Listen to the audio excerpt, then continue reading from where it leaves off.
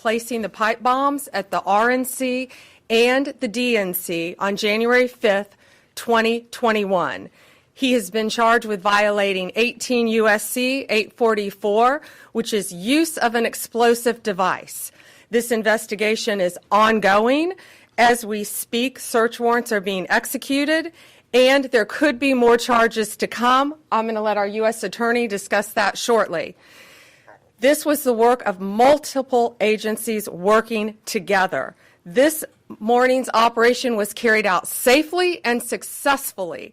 We know that there are so many issues when you're issuing search warrants. Dangerous things can happen, and this was carried out safely and securely thanks to all of the people standing around me.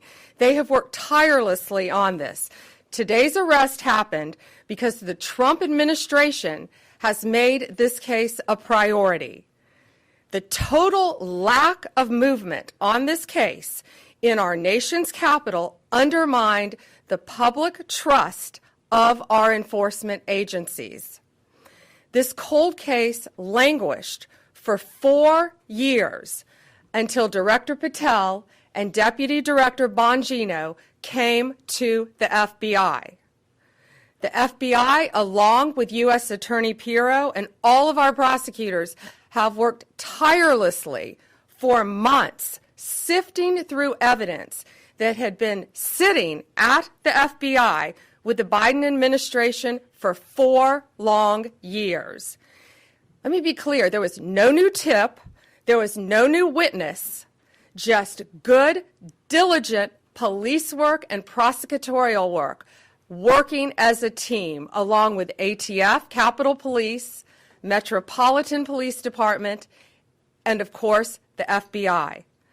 We are working every day to restore the public's trust. We hope that today is a significant step towards that progress. We'll share more information when we can and when it unfolds. I cannot stress enough how hard Director Patel and Deputy Director Bongino have worked for months to make our nation's capital safer and to make our country safer. I'd like to introduce now Director Patel. Thank you, General. When you attack American citizens, when you attack our institutions of legislation, when you attack our nation's capital, you attack the very being of our way of life. And this FBI and this Department of Justice stand here to tell you that we will always refute it and combat it. We will provide the safest country the nation has ever seen under President Trump's leadership here. And that's what we did here today with great resolve on a case of massive public importance, as it should be. An individual who is now alleged to have placed multiple explosive devices to blow up multiple people and multiple officials, innocent civilians, is now arrested thanks to the brave men and women of the FBI and the interagency. I want to take a moment to thank the Metropolitan Police Department, the United States Capitol Police, our brave prosecutors, the Department of Justice, and our leader, Attorney General Pam Bondi, and U.S. Attorney Jeanine Pirro, whose relentless work on this case made this possible. As the Attorney General said, we did not discover any new information. What we did, an investigation spearheaded by the Deputy Director and the ADIC of our Washington field office, brought in a new team of investigators and experts, re-examined every piece of evidence, sifted through all the data, something that the prior administration refused and failed to do. As a result of that, we generated numerous investigative leads, executed multiple legal process with our U.S. attorney partners, and came to this conclusion today. And that is why we were able to safely secure this individual into custody. Remember, we are dealing with an individual who is alleged to have made bombs. We cannot do this sort of takedown in haste because it endangers the lives of law enforcement. And this FBI will never allow the lives of law enforcement and our prosecutors to be put in jeopardy. This execution was flawless in terms of teamwork, resilience, and just a good old-fashioned way of police getting the job done. When you let good cops be cops, this is what happens. I'm eternally grateful to the team behind me, to the leadership at the FBI who made this possible. But I do want to highlight, when I introduce the deputy, he made this case and so many others, including Summer Heat, his priority to come in here and solve it for the American people. And today, I'm proud to stand here before you and say, we solved it. He will have his day in court.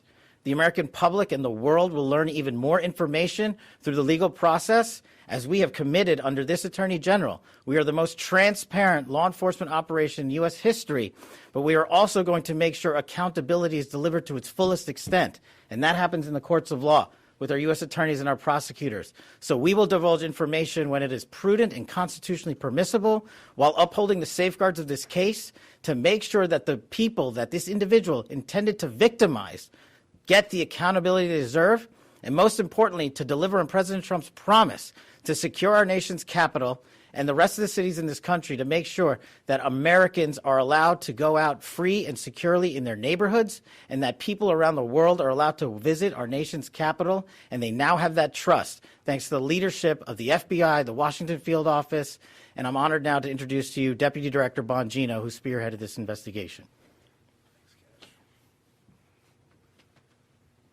Thank you all for being here for this critical investigation we've been working on for a very long time. We deeply appreciate it. Thank you for the kind words, Attorney General and Director. I appreciate it. Folks, this is what it's like when you work for a president who tells you to go get the bad guys and stop focusing on other extraneous things not related to law enforcement. This is what happens. We had a great team. I know it's said a lot in this business. It was a team effort. It becomes cliche, but cliches are useful for a reason because they matter. And this was a team effort. The Director and the Attorney General emphasized that it was not a new public tip this came from. This was our internal work at the FBI. And I want to just really express my sincere gratitude to this Attorney General and this President for allowing us the latitude. I spoke with Ms. Bondi very early when we, maybe day 2, and I said, we're going to get this guy. And she said, yes, you are. And we did. I want to also thank, he's not here, but Deputy Attorney General Todd Blanche, who we deal with often as well, who could not have been more supportive. Whatever process we need, Judge Janine, Todd, and Attorney General Bondi, they were there. All you had to do, they were a phone call away. And their team was amazing. We actually never had to make that phone call because they were always responsive. And thank you, Judge, as well. You were amazing. Folks, you're not going to walk into our capital city, put down 2 explosive devices, and walk off in the sunset. Not going to happen. We were going to track this person to the end of the earth. There was no way he was getting away. Well, we didn't have to track him to the end of the earth. It wound up in Woodbridge, Virginia. I want to thank the team. They were amazing. They never let this go.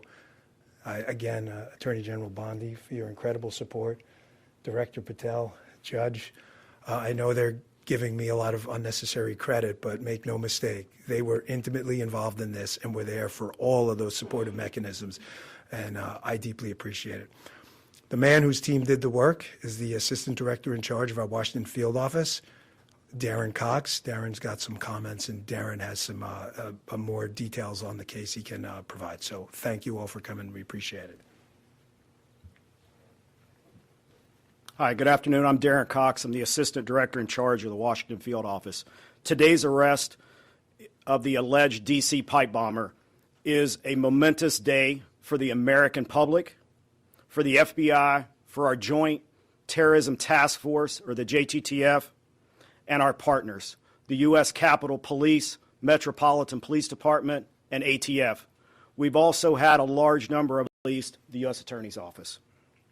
We all worked hand in hand to solve this investigation. This has been a long week in D.C.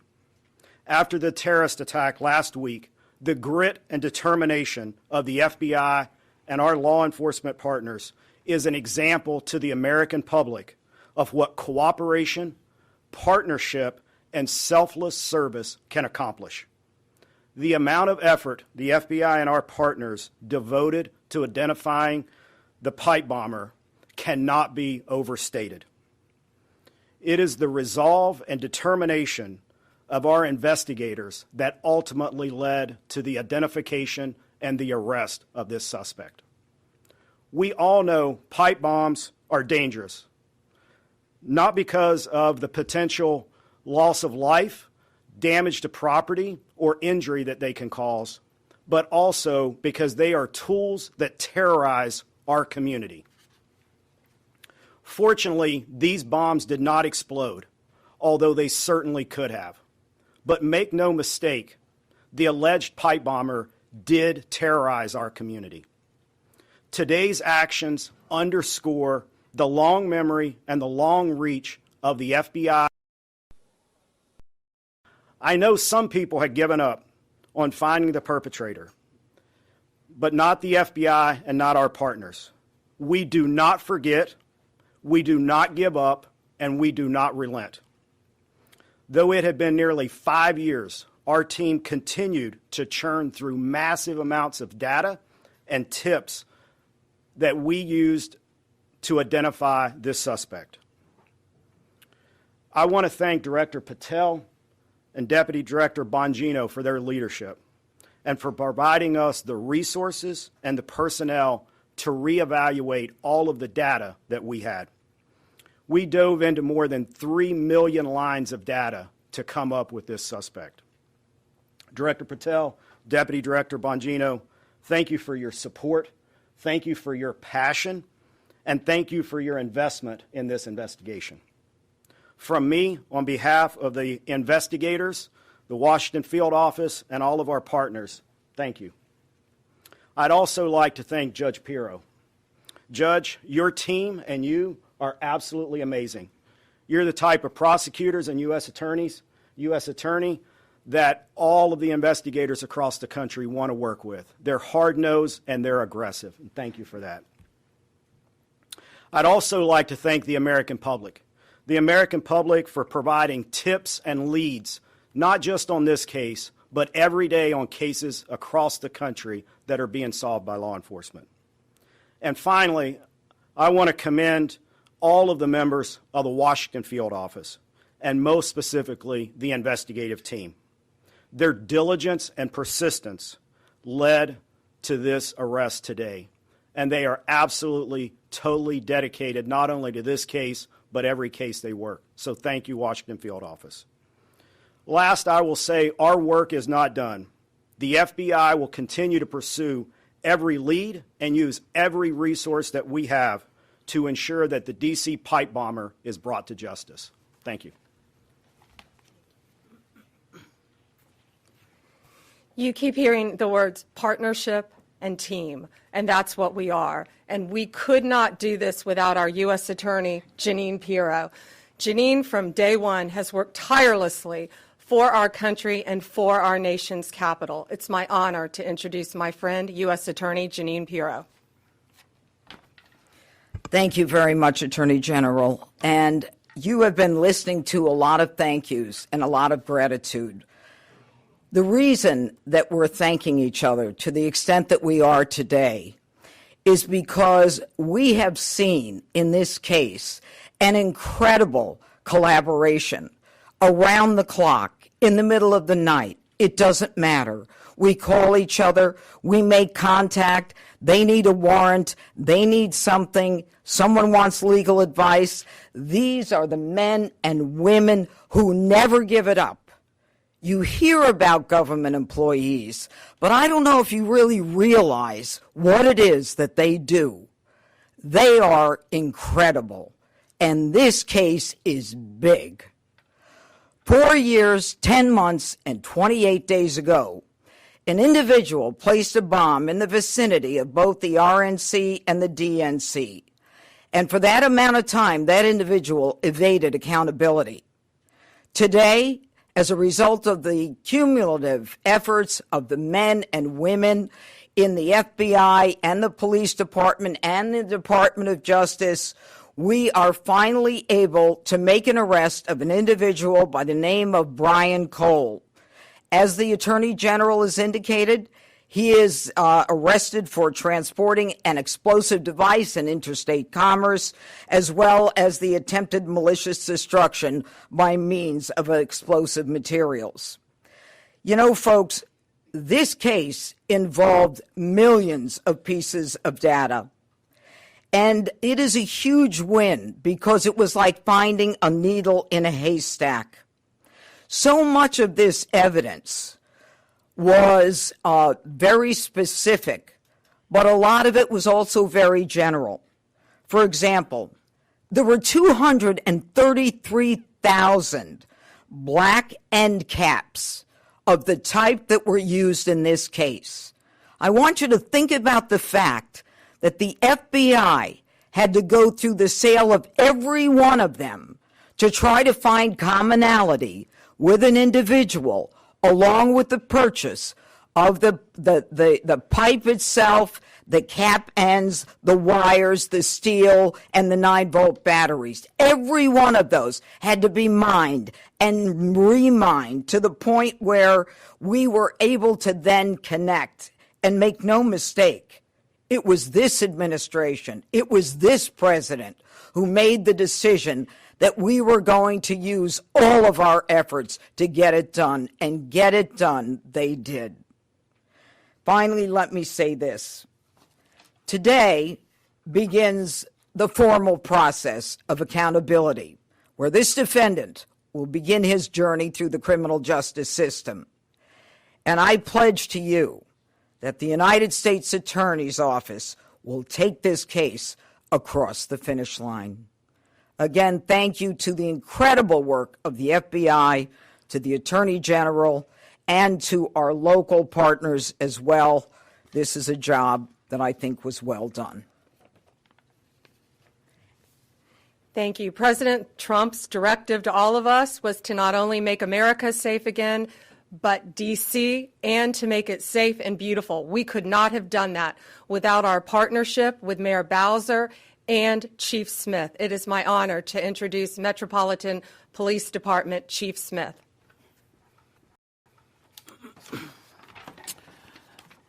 Good afternoon, and thank you, everyone. I am Chief Pamela Smith, Chief of Police of the Metropolitan Police Department. Thank you, Attorney General Bondi, U.S. Attorney Jeanine Pirro, and FBI Director Patel for having me here today. For nearly 5 years, the agencies standing here today have worked together under the leadership of the FBI to locate our suspect who is responsible for the 2 pipe bombs that were placed around our city. MPD members assigned to the FBI's Joint Terrorism Task Force have supported this case from the beginning. That supports include looking, reviewing, and going through countless, probably thousands of hours of CCTV footage from around the DNC and RNC headquarters, and they followed up on hundreds and thousands of leads from members of our communities. What I will say today is that Washingtonians can rest easier today knowing that the suspect responsible for this act is now in custody. This morning's arrest is yet another reminder that committing any act with the intention of harming the residents and visitors of the District of Columbia will result in your arrest. The men and women of the Metropolitan Police Department, the FBI, the ATF, the U.S. Capitol Police, and certainly the prosecutors at our U.S. Attorney's Office will go to the furthest length. I heard somebody say to the end of the earth, but thank God we didn't have to go to the end of the earth today, that we were able to bring this subject into custody. I want to commend the men and women of the FBI and the members of the Metropolitan Police Department and all of the agencies who are standing behind me today on a job well done. I will turn it over now to Attorney General Bondi. We're going to take some questions. Just remember, as I said in the beginning, this is ongoing. It's very active. The search warrants are still being executed. Many charges potentially to come. So just keep that in mind when asking your questions. Jake, Fox News. So you said it had been nearly 5 years, we all know that, and that you said there have been no new evidence. So can you say anything about the evidence that actually did lead to this arrest? And then secondarily, you're talking about additional charges possibly. Can you say what those you might be considering, or terrorism charges, or what? We can't discuss new charges, of course, yet, ongoing. But what I will say is this is why this was so incredibly important, more than any other case, is this is in our nation's capital where this happened. And now, thanks to the FBI, we know that this defendant was living just miles away from here in Virginia. So as to the evidence in the case, I'm going to let Director Patel take that, but it's still very active and very ongoing. Thank you, General. And as I stated earlier, and as the General has already reiterated, our job is to provide full accountability in the court of law with Judge Pirro's team. And in order to do that, we have to preserve the chain of custody and evidentiary value. What I will say generally is that when you go through 3 million lines of information, y'all can think about the amount of cell phone data that has to be ingested and triangulated and dumped and received. You also have to think of just sheer human ingenuity. We brought in a team of experts who were the best at what they do in their specific fields to reevaluate that evidence to answer until they had found the suspect. And when you develop evidence, search warrant, you get an address. And when you get an address, you hit the house. And that's what we did. Sadie, Wall Street Journal. Hi there. So what can you tell us about this person's motivations and whether they were driven by politics or for any other reason why? Right now, it's ongoing. Again, we just executed the search warrant early this morning. It's ongoing. But America's safer, DC's safer because he's in custody. Mary Margaret, Daily Wire. Thank you so much. So, any theory on why Kamala Harris has never mentioned coming within 20 feet of being assassinated, and any news on why her Secret Service team took so long to find this bomb at the DNC? No, but what I will tell you is that evidence has been sitting there collecting dust. This wasn't a new tip. It wasn't some new evidence. It was the hard work of President Trump's administration, Deputy Director Bongino and Director Patel. I watched them from day one come in here and say, we are going to solve this crime. And they did, working hand in hand with U.S. Attorney Pirro and all of our great attorneys. Pierre, ABC. General Bondi, Director Patel, or Deputy Director Bongino, can you describe, was there a particular moment where the evidence is coming in and it's starting to look like progress is being made? What was the moment that you knew that you were on the road to solving the case? Dan, you want to take that? Yeah, sure. I was smiling at you because I certainly remember the moment. Darren remembers it too. He said, "Are you sitting down?" Called me on the phone. I said, "Oh boy, why? Is this bad news?" And he said, "I think we got him." What exactly that tip was, we're going to have to pass on that for right now while obviously we're in the prologue of a long book. This is just the beginning. This is not the end of the investigation, as you all well know, having reported on these for a long time. There's interviews to be conducted. The search warrant processing scene is not even done. So we're at the early stages, so that's the only reason I hesitate to tell you what the exact tip was. But yes, that was absolutely the moment, and it was due to the diligent and incredible work of a team in the Washington field office that came in and just scoured through this over and over and over and over again. In general, was it forensic? Was it a phone call? Was it something about a vehicle? We'll just leave it generally, forensic evidence. Yeah, it's fair enough to say. Excuse me? How long ago that was? I'd rather not say because of the ongoing interview process, and I don't want to. Yeah. I just want to add something to tell you how thorough this team was. That moment that was kind of like the aha moment, that wasn't the end. This team continued to work and work and work to get every bit of evidence that we could get. We didn't stop at that moment, and that's a testament to the fact that the team wanted every possible piece of evidence that they could gather. One more? One more, Kelly O'Donnell, NBC. Thank you so much. Have you recovered the notable sneakers? Have you done surveillance of this suspect from that aha moment to when you exercised the search warrants today?